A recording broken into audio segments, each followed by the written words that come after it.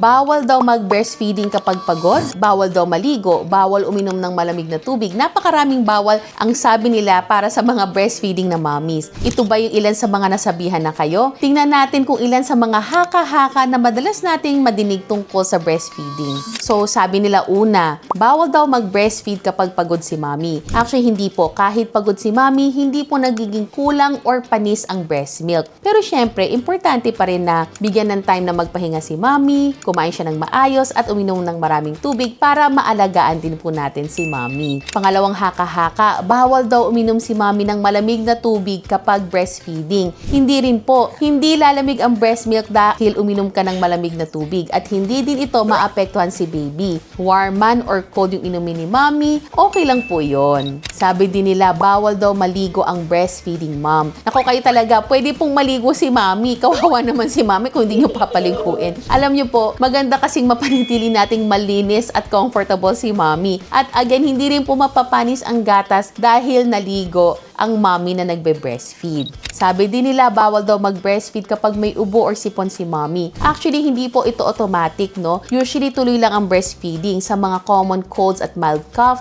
hindi po kailangang ihiwalay agad si baby at magtigil ng breastfeeding. Kailangan lang hand washing, cover your mouth and nose kapag umuubo or bumabahing, at gumamit po kayo ng face mask kung kinakailangan. And syempre, kung inom po ng gamot si mommy, make sure na breastfeeding safe ito. Alam nyo, may video po ako where I discuss that. Please watch po. And then next myth po, kapag daw maliit ang boobs, kaunti ang gatas, alam nyo, hindi po nasusukat sa breast size ang milk supply o yung dami ng naproproduce na milk ni mommy. Malaking bahagi kasi ng breast size ay dahil lamang sa fatty tissue at hindi po ito dahil sa mga milk producing tissues.